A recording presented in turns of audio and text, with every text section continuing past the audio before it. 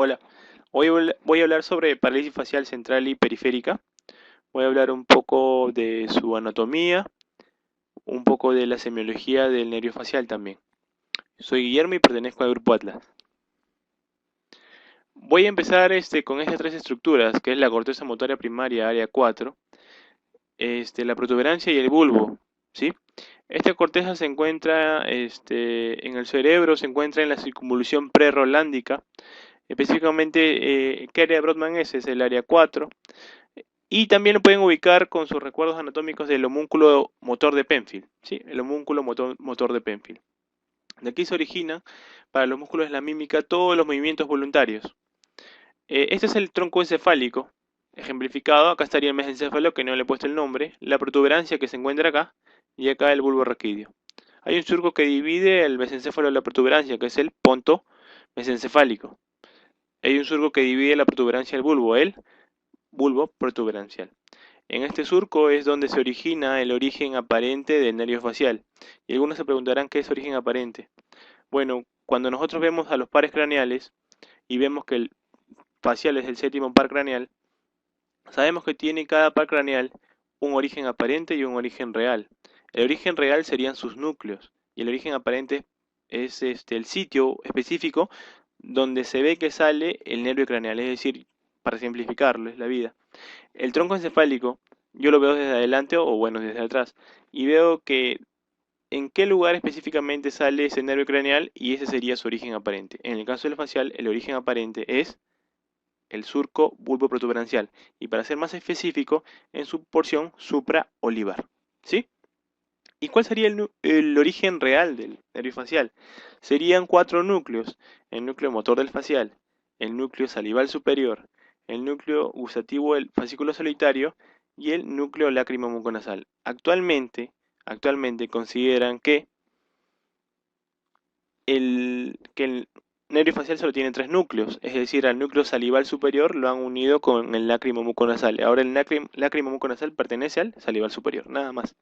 Yo considero los cuatro aún: motor del facial, fascículo solitario, el núcleo salival superior y el lágrima muconasal. Pero hoy solamente nos toca hablar sobre el núcleo motor del facial, es decir, el núcleo que va a los músculos de la cara, de la mímica, los que nos van a permitir expresarnos. Y vemos que este núcleo motor del facial tiene dos porciones: la porción dorsal y la porción ventral. La porción posterior o anterior, o la que mira hacia atrás y otra que mira hacia adelante. Es como si yo estuviera mirando desde ahorita, desde la parte anterior del tronco encefálico, mirándolo desde adelante. Tenemos acá la porción dorsal y la porción ventral. Para simplificarnos la vida, si nosotros ya sabemos los músculos de la mímica, voy a decirles que solamente de la porción dorsal inerva el músculo frontal al superciliar y la mitad superior del auricular de los ojos. Es decir, ¿cuál es el músculo frontal? Ah, es ese músculo que permite arrugar la región de la frente. ¿Sí? El músculo superciliar es el que permite arrugar lo que es la ceja, o también llamado músculo corrugador de la ceja. Esta es la mitad superior del auricular de los ojos. El nervio facial tiene una disposición bien bonita, ¿sí? Vamos a ver que acá la mitad superior del auricular de los ojos está inervada por la porción dorsal del núcleo motor del facial y la mitad inferior, ¿dónde está? Inervado por la porción ventral del núcleo motor del facial. Acá en la porción ventral tenemos a los demás músculos. Tenemos al músculo elevador del labio superior y de la nariz, al orbicular de la boca, al mirtiforme, a los cigomáticos mayor y menor, tenemos al buccinador, tenemos a los músculos nasales también, ¿sí? Seguimos. Entonces acá tengo la corteza derecha y la corteza izquierda. Esta zona pintada sería el área 4, área primaria, motora primaria, ¿sí? Acá tengo unas flechitas que ejemplifican a estos axones que se originan desde la corteza motora primaria del lado derecho y se van hacia el núcleo motor facial del lado izquierdo, ¿sí? Este haz recibe el nombre, bueno, se van a las porciones del núcleo motor facial y este haz recibe el nombre de haz córtico vulvar o córtico nuclear, es decir, estas fibras se cruzan de derecha a izquierda y en el caso de la izquierda también de izquierda a derecha, ¿sí? Solo acá voy a ejemplificar a la vía del núcleo motor izquierdo, por si acaso, ¿ya? No es que exista solo esta. El haz córtico vulvar envía fibras a los núcleos motores del lado contralateral, ¿sí? O heterolateral. cruzan hacia el otro lado. Sin embargo, la porción dorsal es mosca. Le saca la vuelta a su lado contralateral. ¿Por qué? Porque no solo recibe fibras del lado contralateral del área motora primaria contralateral, sino también del área homolateral, del mismo lado.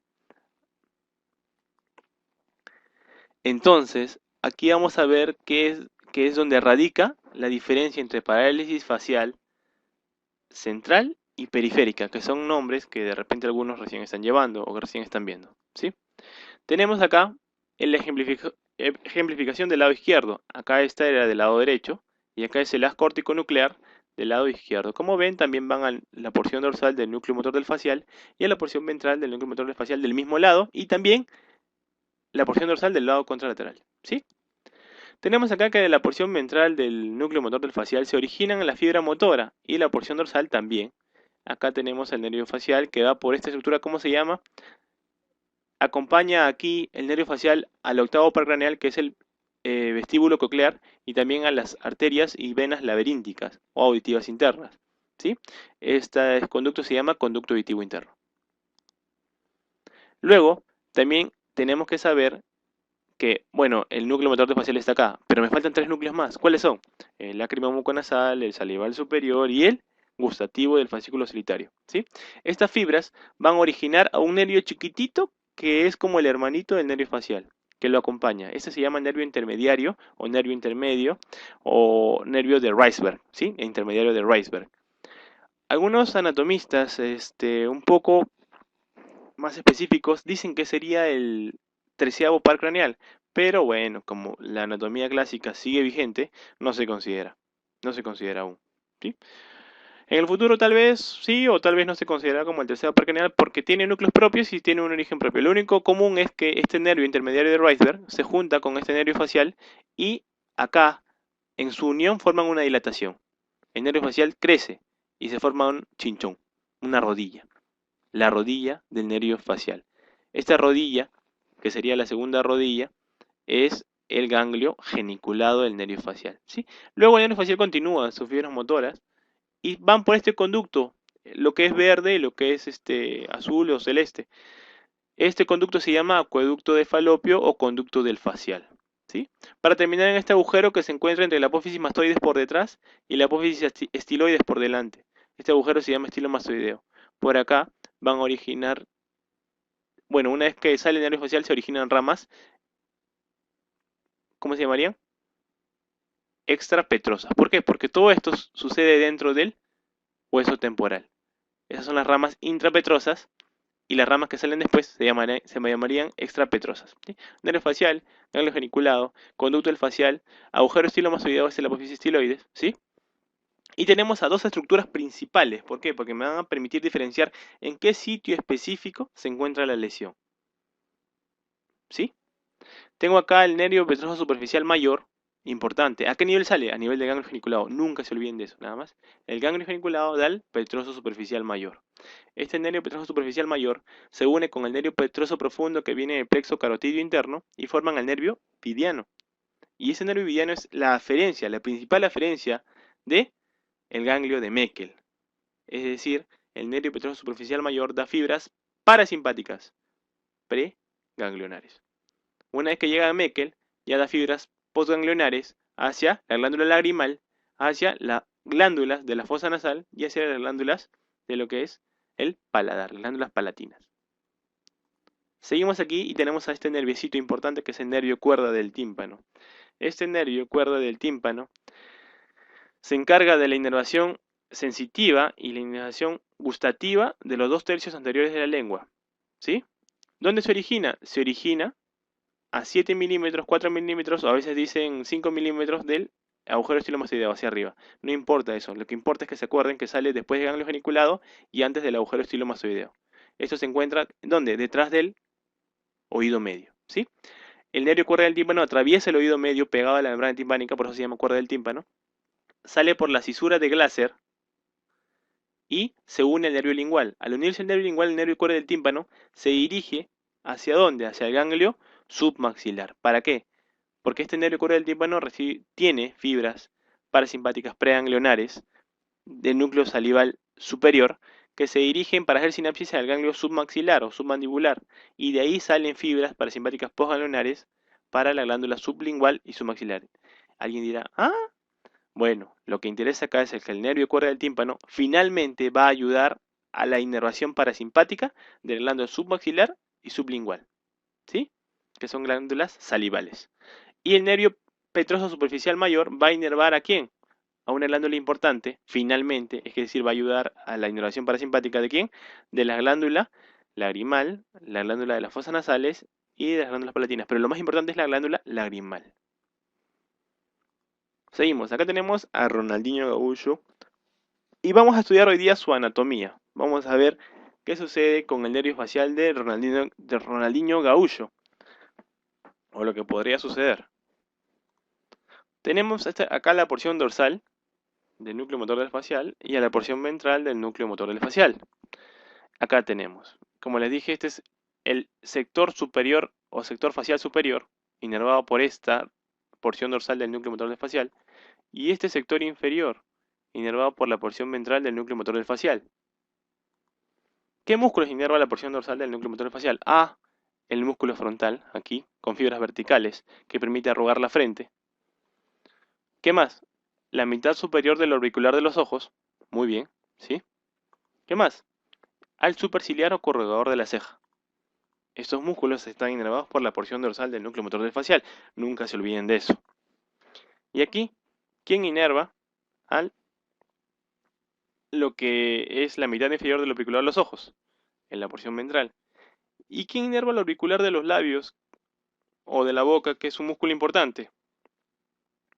El músculo en la porción ventral del núcleo motor del facial. ¿Sí? ¿Qué otros músculos va a inervar la porción ventral? Los demás. Por ejemplo, acá sería el elevador del labio superior, el elevador del labio superior y de la nariz, el músculo nasal transverso, al mirtiforme, a lo que es el triangular de los labios, al cuadrado de la barba, a la borba, a la borla mentoniana, al cutáneo del cuello y bla bla bla bla bla. Eso se revisó en otro video sobre anatomía del nervio facial. Tenemos aquí a una figura más específica. Por ejemplo, aquí tenemos al núcleo motor del facial, la porción ventral y dorsal. Y tenemos a lo que es la parálisis facial central o supernuclear. Y nosotros dicen, ¿qué? Bueno, nosotros sabemos que la corteza ovaria 4, corteza motora primaria, se origina en las córtico nuclear, ¿sí? En las córtico nuclear, que sale de acá hacia el núcleo, ¿ya? Y también tenemos que de aquí se origina, ¿qué cosa? Se origina esta fibra, ¿sí? Que viene de la porción dorsal y de la porción ventral. Acá la fibra iría ¿por dónde? Por el conducto auditivo interno, como ya vimos, pasa por el acueducto del facial y sale a nivel del agujero estinomastoideo para dar las ramas extrapetrosas del nervio facial que se van hacia el hemisector superior y hacia el hemisector inferior, ¿sí? Aquí se llevan hacia el frontal, hacia el superciliar y hacia la mitad superior del auricular de los ojos y acá hacia todos los demás, ¿sí? Específicamente ¿a dónde? A la mitad inferior del auricular de los ojos y al auricular de los labios o de la boca, ¿sí? Que rodean a la sonrisa característica de Ronaldinho. Pero también tenemos que este haz córtico nuclear que se origina del lado derecho de la corteza derecha va a inervar también a la porción dorsal del núcleo motor del facial, ¿sí? Igual sucede en el otro lado. Ah, ya. Por lo tanto, aquí viene el ejemplo. Si yo tengo una lesión sobre el núcleo, voy a ver que toda la fibra que está en amarillo, de acá, que viene de esta corteza, se va a dañar. Aquí, aquí, ¿sí? Se daña esto, ¿sí? ¿Qué más? Se daña esta fibra que se origina en la región ventral. ¿Y por qué no se daña esta fibra amarilla que viene de la región dorsal? Porque esta fibra amarilla todavía está activa, porque proviene del área 4 del mismo lado. ¿Me entienden? Repitiendo. Si hay una lesión, una isquemia, una hemorragia o un proceso expansivo, voy a tener que este haz córtico nuclear se daña. Esta fibra se daña, esas dos de acá también. Pero no se daña esta fibra que va hacia la porción dorsal del núcleo motor del facial del lado contralateral. ¿Por qué? Porque recibe inervación del mismo lado. Ah, ya. Entonces se daña esto. Sí, se daña esto, la porción ventral del núcleo motor del facial. Entonces, como la porción ventral del núcleo motor del facial inerva ¿a quién? A la mitad inferior, se va a dañar lo que es la mitad inferior. Esto, la inervación para estos músculos. Por lo tanto, yo voy a tener una parálisis de la mitad inferior de la cara contralateral a la lesión supranuclear. ¿Sí? Si la lesión está en la corteza derecha, voy a tener una lesión izquierda, pero de la mitad del rostro, nada más. ¿Qué pasaría si la lesión no solamente es supranuclear, ¿sí? Si no es infranuclear, vamos a verlo en la siguiente diapositiva. Pero, ¿por qué acá pongo central entre comillas? ¿Sí? Porque no necesariamente es central, ¿sí? No necesariamente es central, como lo vamos a ver ahora, ¿sí? Esto es algo importante que tenemos que saber. ¿Por qué es periférica? Porque puede ser nuclear o infranuclear. Entonces uno se pregunta, aguanta, Guille. Pero si el núcleo se encuentra dentro del sistema nervioso central, ¿por qué se llama periférico? Ah, por eso las comillas acá, en central, y las comillas acá, ¿sí? Es lo que los clínicos clásicos le pusieron, ¿no? Central o periférico, ¿sí? Antes de que se descubriera todas estas vías, ¿ya? Acá tenemos la misma figura, pero aquí va la vía que va a dar las ramas extrapetrosas que están acá, parecida a la anterior, pero lo que importa acá es que si la lesión sucede a nivel del núcleo, ¿sí? A nivel del núcleo, o a nivel de todo lo que es la porción intrapetrosa y la extrapetrosa, la parálisis se llamaría parálisis facial periférica, nuclear o infranuclear, como ustedes quieran. Si se daña el núcleo, ¿qué se daña? Se daña este, y se daña este también, y este. Ah, ahí viene la diferencia, ¿sí? En el anterior, en la figura anterior, en la parálisis central, solo se dañaba este de acá, la mitad inferior. En cambio, en la periférica se daña las dos mitades, la superior y la inferior. ¿Me entendieron? Espero que sí. ¿Qué ramas extrapetrosas da el nervio facial? Da el auricular posterior, que va a inervar al músculo auricular posterior y al occipital.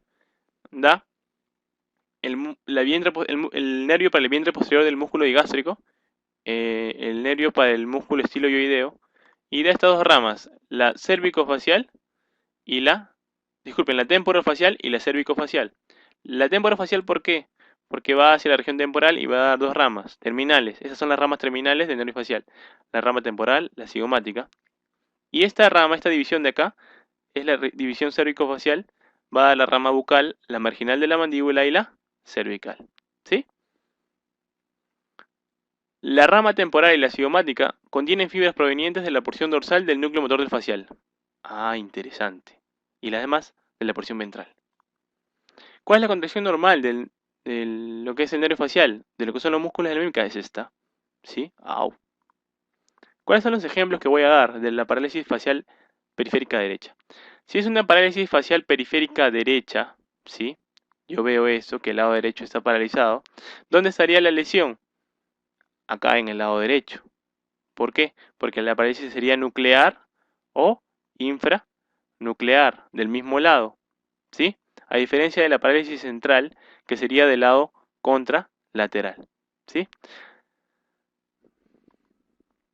En esta parálisis facial central derecha, ¿sí? ¿Qué se afecta? Solo se afecta en la mitad inferior, ¿cierto? Solo se afecta en la mitad inferior, ¿ya? Del lado contralateral, ¿sí? Esta parálisis facial central derecha nos diría que hay una lesión a este nivel, en el otro lado, ¿sí? Entonces, regresando a las figuras anteriores, tenemos acá que si hay una lesión a este nivel en el lado derecho, la parálisis va a ser en el lado izquierdo, en la parálisis central. Si hay una lesión en el lado izquierdo, la parálisis va a ser en el lado derecho. A diferencia de la parálisis periférica. Si hay una lesión en el lado izquierdo, voy a tener la lesión en el mismo lado. Y si hay una lesión en el lado derecho, en el mismo lado. ¿Sí? Es decir, la central es contralateral y la periférica es homolateral. Ya saben las bases por las cuales uno dice que la mitad superior se compromete o no. Entonces, viendo si la mitad superior está comprometida, sí o no, voy a ver si es central o si es periférica. Si yo le pido a la paciente que arrugue la frente, o que levante los ojos, o que levante lo que son las cejas, y no puede hacerlo, voy a evidenciar que sí es una parálisis facial. periférica, no puede contraer este lado, pero sí el otro lado, este es el lado paralizado, ¿sí? O si es una parálisis facial central, es decir, solo se afecta a la mitad de este lado, a la mitad inferior, ¿sí? Una de las características principales, como vamos a ver después, es que este lado sí contrae, está contrayendo acá el frontal, al superciliar un poco, está abriendo todo lo que es acá y está jalando la comisura bucal hacia este lado, ¿sí? Uno pensaría que esto es lo que está mal, no, lo que está mal es esto, ¿sí? Vamos a ver la exploración del nervio facial. ¿Qué tenemos que explorar en el nervio facial? Bueno, la función motora, la función sensitiva, ¿sí? Voy a explorar los músculos mímicos. ¿Cuáles son los músculos de mímica? Lo que hemos visto, o parte de lo que hemos visto. Va a haber una simetría facial. Aquí yo veo que no hay una igualdad entre un lado y el otro lado de la cara cuando yo le pido hacer algunos movimientos, como sonreír, como abrir la boca, ¿sí? El músculo del estribo. ¿Qué nos daría una lesión del músculo del estribo y qué nos diría? Nos diría que hay una hipoacusia o hay una hipoalgesia. Es decir, el paciente llega y dice, doctor, no escucho bien con el lado derecho. Doctor, me duele o siento un poco de dolor cuando escucho sonidos fuertes en el lado derecho. Ah, muy bien. Entonces se diría que la lesión está a nivel del nervio, del músculo del estribo. Como nosotros sabemos, aparte de las ramas del nervio petroso superficial mayor y del nervio petroso, disculpen, y del nervio cuerda del tímpano, hay otro nervio que es motor, que se va hacia el músculo del estribo, que es el nervio estapedio, ¿sí? El nervio estapedio. Si se daña eso, yo diría, ah, bueno, si la lesión está a ese nivel, sería infranuclear, ¿no? Los reflejos, ¿cuáles son los reflejos? El reflejo sería conjuntival, el corneal y el nasopalpebral. Estos reflejos involucran al séptimo par craneal y al quinto par craneal. Es decir, ¿en qué consiste el reflejo conjuntival y el corneano? Significa que yo con un pedazo de algodón toco la córnea y si es que la anatomía y la fisiología están bien, es decir, el nervio está funcionando bien, voy a tener una contracción del opicular, es decir, cierra el ojo, como un reflejo, ¿sí? Y con la conjuntiva también sucede lo mismo. ¿Cuál sería el reflejo nasopalpebral?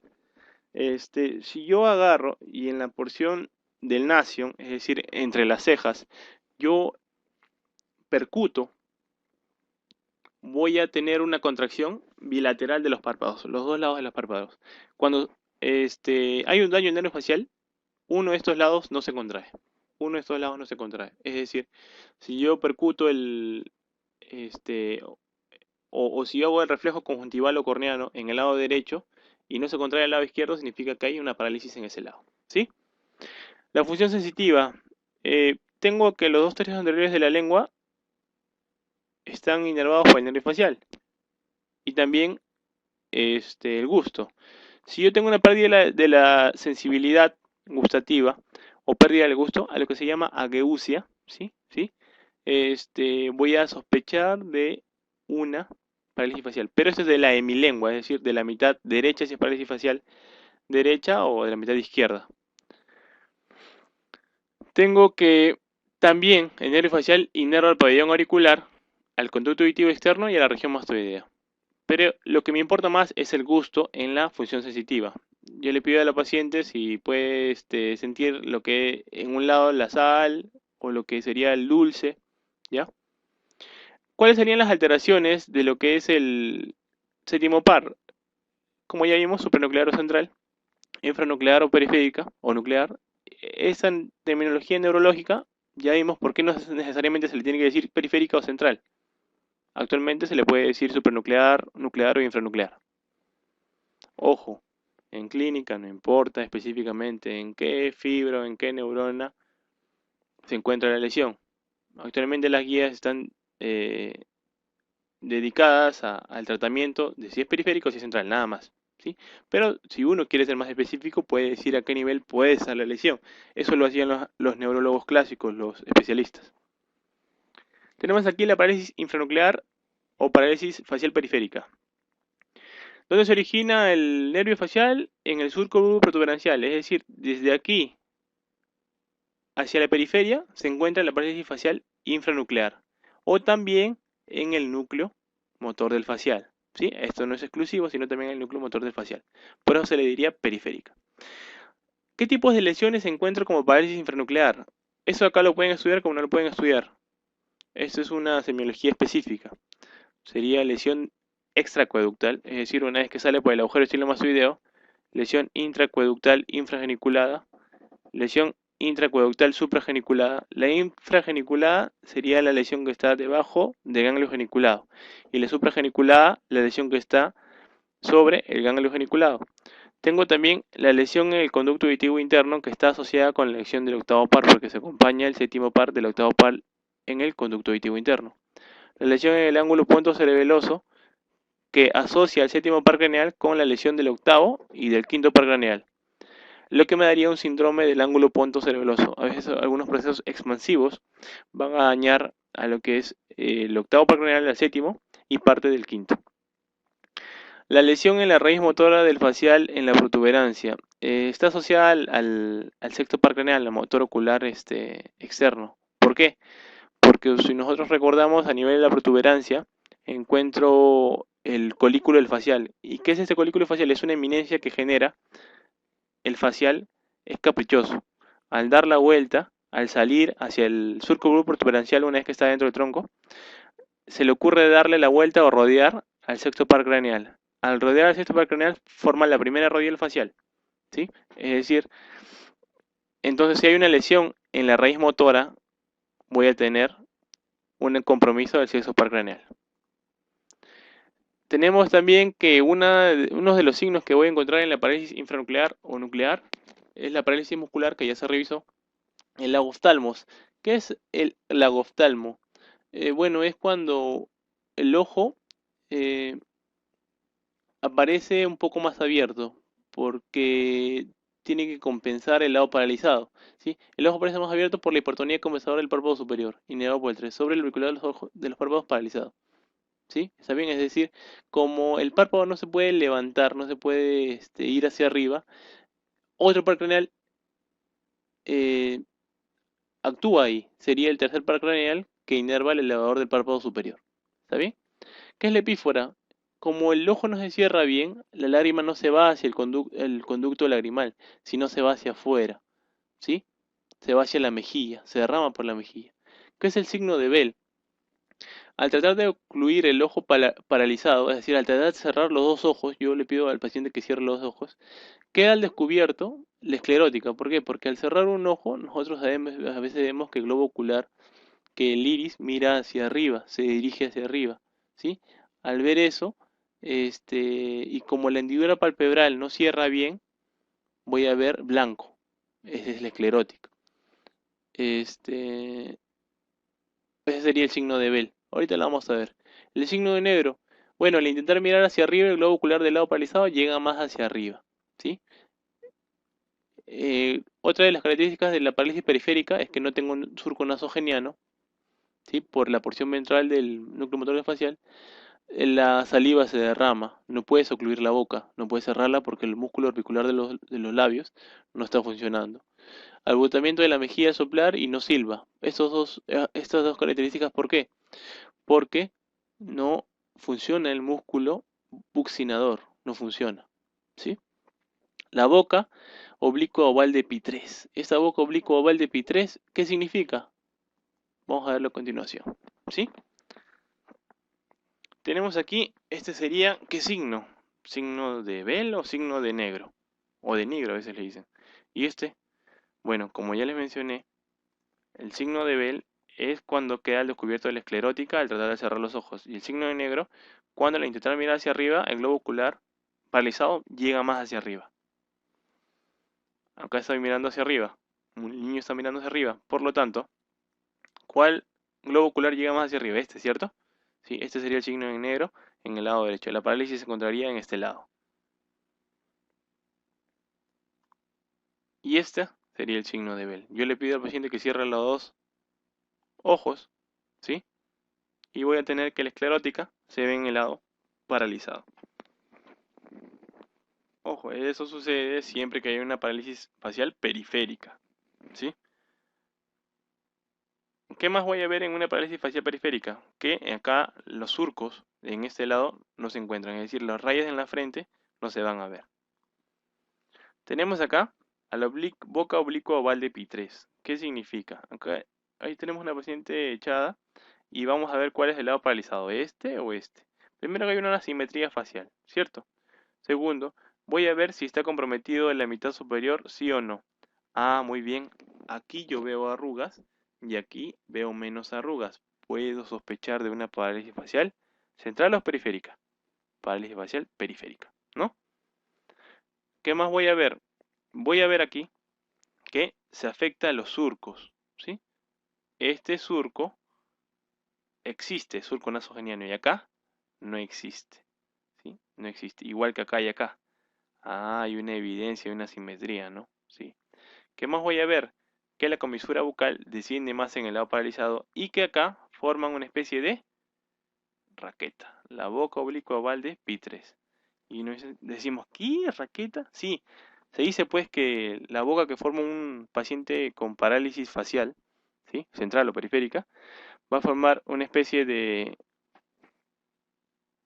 raqueta, diciendo, o dicen los libros que la raqueta, la parte del círculo, ¿sí? Está en el lado normal y el mango está en el lado paralizado. Entonces, Nadal agarra la raqueta del lado paralizado, ¿sí?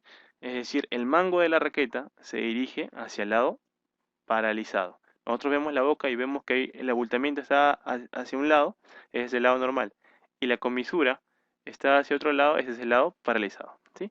La boca oblicua oval de Pi3. Signo característico de parálisis facial.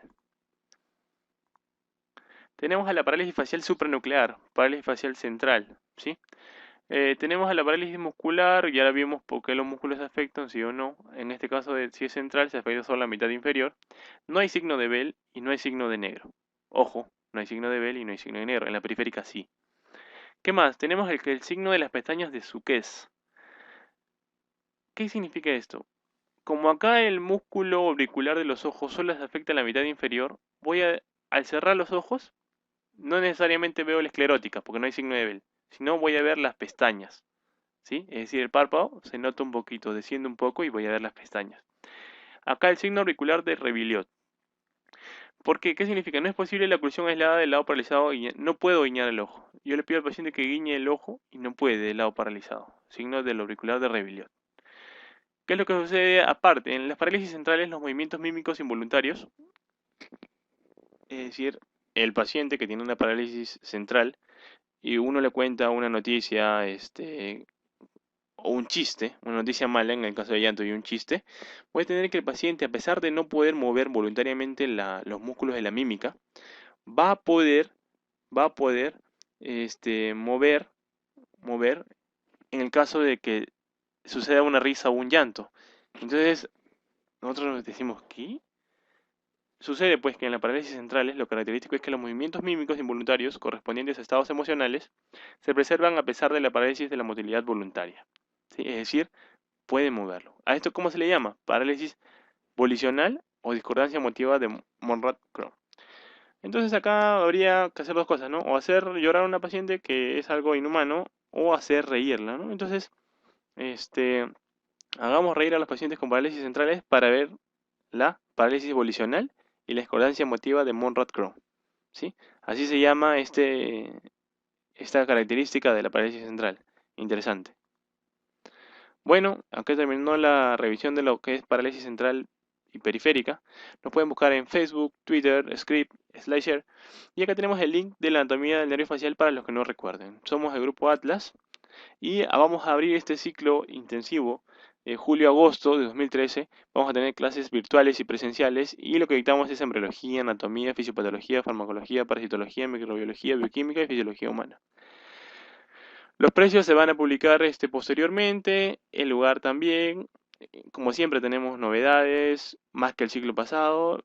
Somos especialistas en todos los temas que tratamos. Muchas gracias y hasta luego.